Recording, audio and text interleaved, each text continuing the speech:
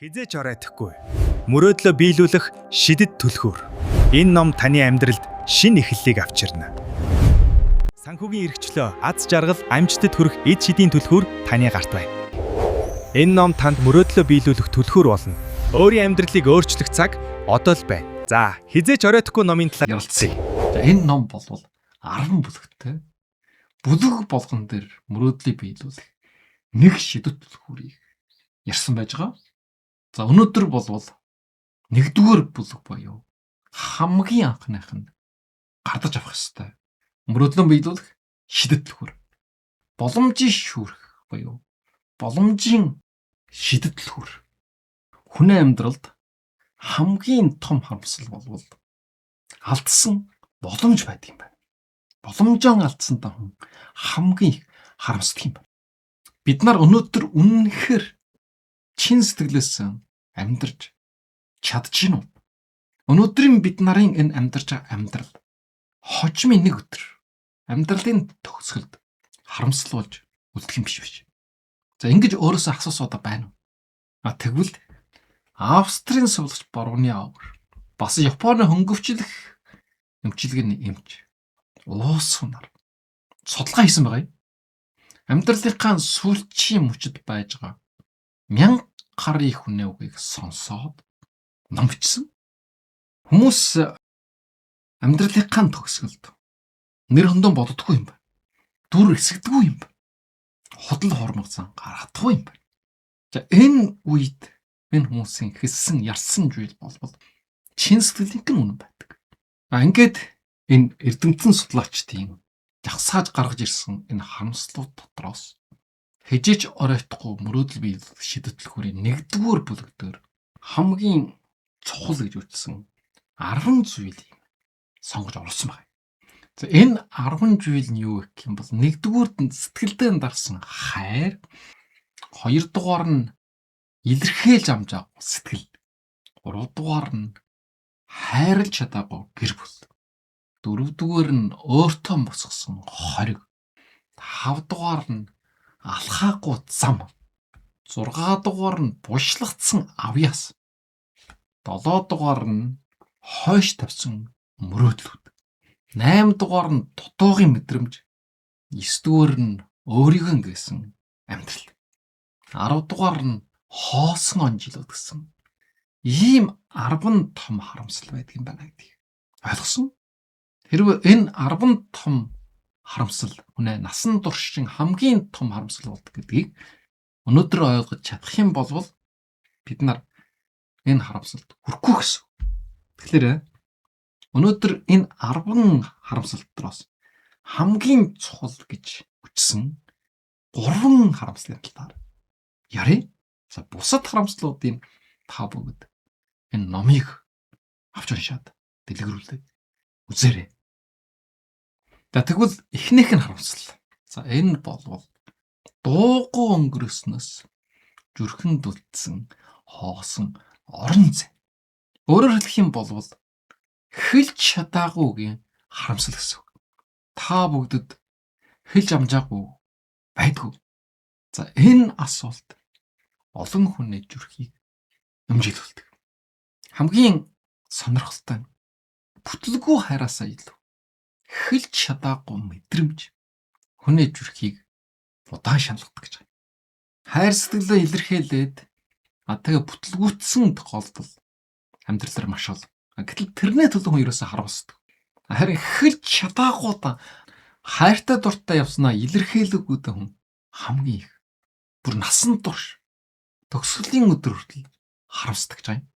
Зүгээр л өдөрсөн ганцхан би чамд хайртай гэсэн ганцхан үгийг хэлээгүй хэлж чадаагүй хүн насан туршдаа харамсдаг юм байна.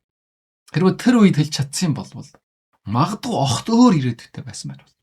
За энэ хэрвээ би энэ үгийг хэлсэн бол тэр сэтгэлийг илэрхийлсэн бол гэдэг энэ харамсал өөрийн чинь сэтгэлийн мухард олон жил байдаг юм.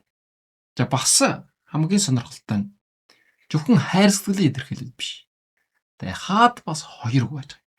За тэр нь юу вэ гэхтэй зэрэг баярлалаа гэсэн үг. Бас уучлаарай гэсэн. За энэ дээр нэмээд саяын хэлсэн би чамд хайртай гэсэн. Энэ 3 үгийг хүн хэлээгүүд хэлж амжаагуудаа маш их харамсдаг. Тос өргсөн хүн байна. Насан турш өөрийн чинь төлөө амьдрсан хүн байна. Бид нар баярлалаа гэж хэлсэн үү? Эсвэл өөрийн чинь хамгийн ойрдны хүнд. Өөрийн чинь төлөө амьдлаа журуулсан хүнд. Гомдох уу хэлсэн юм биш үү? Тэрэнд уучрал өссөн үү? За энийг хэлж чадаагуудаа хүн хэлж амжаагуудаа хүн насан турш харамсдаг юм байна. За энийг болвол сэтгэл зүйд дуусаагүй сэтгэлийн асуудал гэж нэрлэдэг. Өөрөөр хэлэх юм бол энэ дуусаагүй мэдрэмжүүд сэтгэлийн энергийг чимээгүйхэн сорж байдаг гэсэн. Хэлээгүй үгс алга болно гэж байхгүй. Харин ч зүрхнээ чин гүнд хашгирж байдаг. Удаан хугацаанд чорьядчихдаг. Тэгэхээр үг болвол төгсгөлийн чиг тавихгүй болвол дуустдаг байх. Баярлсан хүндээ баярлалаа гэж хэлээд дуусгах. Гомдоосон хүндээ хуучил гэсэд дуусгах. Хайртай хүндээ сэтгэлэн илэрхийлж дуусгах. Тэгвэл болвол насан турш зүрхнээ чинь мухад үлддэг байх. За одоо дараагийн сэдв рүү оръё. За энэ болвол баргал хүн бүрд ядаж доор хаяж нэг удаа мэдрэгдэж байсан шүү дээ. Өөрийнхөө байж чадаагүй, өөрийнхөө амьдарч чадаагүй. Энэ болвол өөрийн чинь дотоод хана. Өөрийг нь дотроо боож, бахалж, хүлж байсантай холбоотой. Тэгээд өөрийн чинь хүсэл мөрөөдөл баялаагүй. Энэндээ хүн насан турш харамсдаг. Хүмүүсийн дотор ерөнхийдөө ийм нэг зөрчил байна. Тэрний вахтай жирэг. Нэг талдаа жинхэнэ би, нөгөө талдаа бусдын хүсдэг би. Ийм хоёр төртэй. Эцэг их нийгмээс ингэж амьдрах ёстой гэсэн хүлээлтүүдийг өгдөг. Сайн хүү байх ёстой. Сайн охин байх ёстой. Нийгмийн шударга иргэн байх ёстой. Энэ бол хүлээлт. Бусдын хүсдэг би. За энийг сэтгэл зүйч Карл Рожерс жинхэнэ би болоод төгс байх ёстой би гэж тайлбарсан байж байгаа. Энэ зөрөө томрох тусам хүн өөрийнхөө амьдралыг биш өөр хүний амьдралаар амьдарч эхэлдэг. Тийм мэдрэмж төрдөг. Эцэст нь хүмүүс өөрөөсөө ингэж асууж байгаа юм. Миний амьдрал чухам ер нь хэнийх байсан юм бэ? Өөрийн биедээ эзэн болж амьдарч чадсангүй гэсэн үг. Тэгэхээр тэр хан туургийг хэн өндөрсгөж байгаа юм? Хэн улам зузаатгах байгаа юм? Тэр хүн бол өөр хэнт биш. Бид өөрсдөө байж байгаа. Биднээ дотор байдаг дотоод шүгүмжлэгч. Хөндлөнгийн өөр хэн нэгэн хүн өөр чинь шүгүмжилж доош нь хийж байгаа юм биш. Харин бид нар өөрсдийг чи чадна гэж үү? Чи гарчаа байхгүй бүтлгүүтэн гэж өөртөө хэлж байгаа. За энэ тархин дотор байж байгаа чимээгүүд магадгүй өөрөө чинь хамгийн хүчтэй дайсан байж мэднэ. Бид нарын айдах хамгийн том дайсан бол бусдын шүгүмжлэл биш. Харин юу байх вөхтэй жирэг? Би хангалттай биш гэж боддог. Өөрийн дотоод эргэлж өөрөвч биш. Тэр дуу хоолойг дагах юм бол бид нар хийх боломжтой байсан зүйлээ гэсэн хийж чадахгүй. Өөрийнхөө бүх боломжуудыг алдаж явуулна. Өөрөөр хэлэх юм бол хамгийн том харамслын нэг бол өөрийгөө шүгэмжлэх, өөрийгөө голох сэтгэлгээ байсан. Энэнтэй хүн амьдралын төгсгөлд харамсдаг гэсэн. За одоо залгаад хамгийн том харамслын нэг. За энэ нь юу вэ гэвэл үйлдэл хийгээгүй харамсал. Хийгээгүйдээ эхлээгүйдээ бид нар оройтдаг. Маш их мөрөөдөлтэй байсан. Маш их хүсэл тэмүүлэлтэй байсан. Тийм боломж хүртэл байсан. Гэтэл бид нар тэрийг үйлдэл болгож хэрэгжүүлээгүй. Сургууль дэмар байсан. Пүүс компани ажиллаулмаар байсан. Мэдлэг мэдээлэлд байсан. Хөрөнгө мөнгөнд байсан. Нөхцөл болж чад бүрдсэн байсан. Гэтэл бид нар хөдлөөгүй. Тэгсээр байгаад нэг насыг уусгасан. Тэгэхээр 3 зүйл байдаг бахна. Харамслаар дүүрэн амьдралтай байлгдаг тийм амьдрал домд өөр чинь хүлж идэг. 3 амьдрал байна.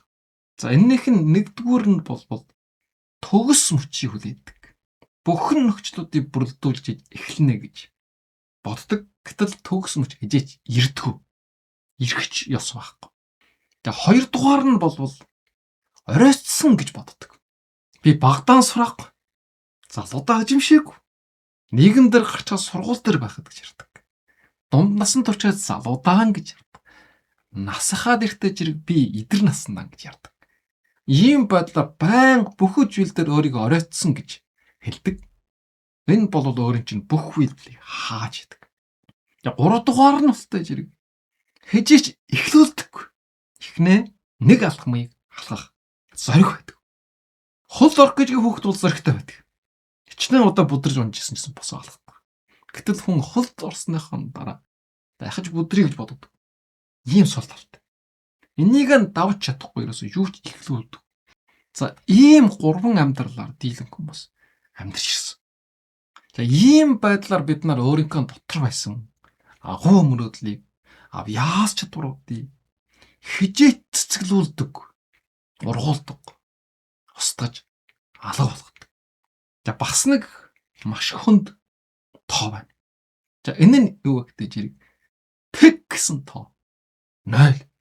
За энэ ямар утгыг илэрхийлж гинэ вэ гэдэг юу ч хийгээгүй, эхлүүлээгүй, хоосон үлдсэн тэр амьдралын дүр зургийг хэлж байна. Бид нар өөр хүүхдийнхээ сургууль төгсөх ёслол дээр очсон уу? Магадгүй зарим нь очоогүй. За тэгвэл тэр чинь тэг байна гэсэн. Өөр хүүхдийнхээ хормын ёслол гэр бүл болоход нь бид нар хамт байсан уу? Тэр чаг хижээч бочиж ирэхгүй. Насан турш тэг гэсэн тоогыг зааж идэг. Эцсийн бүлэгдээ хүмүүс амьдралынхаа төгсгөлд ингэж харамсаж байна. Илүү их мөнгө олоогүй таам биш. Илүү их өндөр алган тушаалд хүрч чадаагүй таам биш. Харин хайртай хүмүүсийн хажууд байж чадаагүй таам хүмүүс харамсаж идэг. Хүн нэг л төрдөг, нэг л амьдардаг. Өөр чинь хайртай ойр дотн хүмүүс маш цөөхөн заяаж идэг. Гэтэл бид нар тэд нартайгаан амьдралын агшин болгонд хамт байж чадсан уу? Тэгвэл энэ цаг хугацааг бид нар хижээч бучааж авчирч чадахгүй. Хормоор цаг хугацааны төгсгөл рүү төгч идэг. Хүсэл тэмүүлгүй өнгөрсөн он жилүүд байна. Өсөх боломжоо алдсан мөчүүд байна. Энэ бүхэн амьдралд идэвхгүй байсантай холбоотой. Ийм байдлаар огтоо оролдож үжээгүүд эхлүүлээгүй байсантай хүмүүс харамсдаг. Тэгвэл одоо яах ёстой юм? Энэ олон харамслуудаас бид нар ирээдүйгөө яаж өөрчилж болох вэ? За нэгдүгээр хариулт нь бол маш энгийн мөртлөө гайхамшигтай. За тэр хэлж амжаагүй үгсийн хоосон орон жаагийг яг одоо дүр. Баярлалаа гэж хэл. Хайртай гэж хэл. Уучлаарай гэж хэл. Тэгээд яг одоо эхэл. Хижээ нэг өдөр гэж хүлээх юм бол тэр өдөр ирэхгүй байж магадгүй.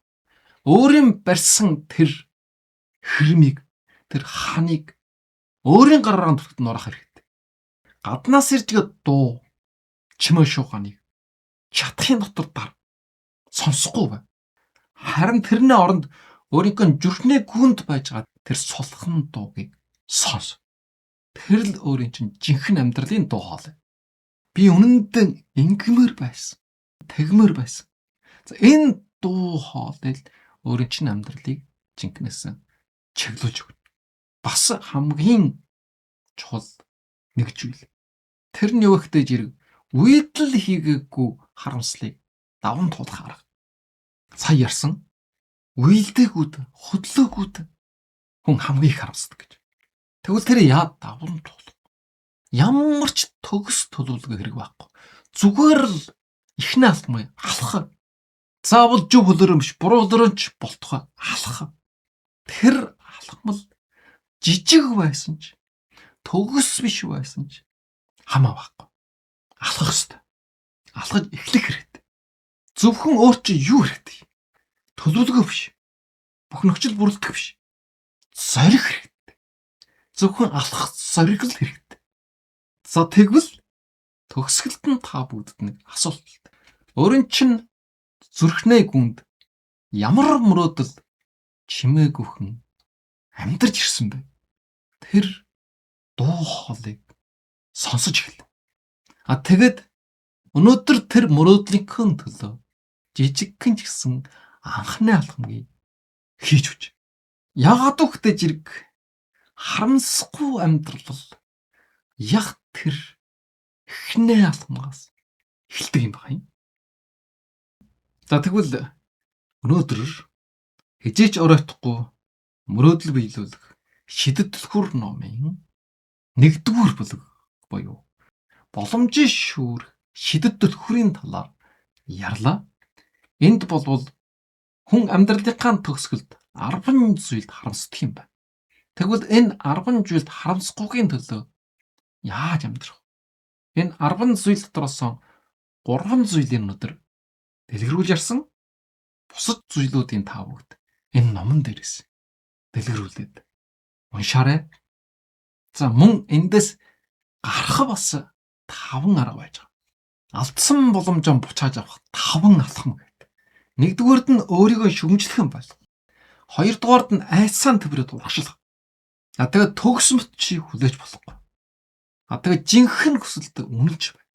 Тэгээд одоо эхлэх хэрэгтэй гэсэн ийм 5 алхмыг хэлсэн байж байгаа. За хижээч оройтхгүй мөрөөдөл биелүүлэх шидэт түлхүүрийн 1-р бүлгийн эхний асуудлыг анхаарал тавьсан та бүхэнд маш их баярлалаа.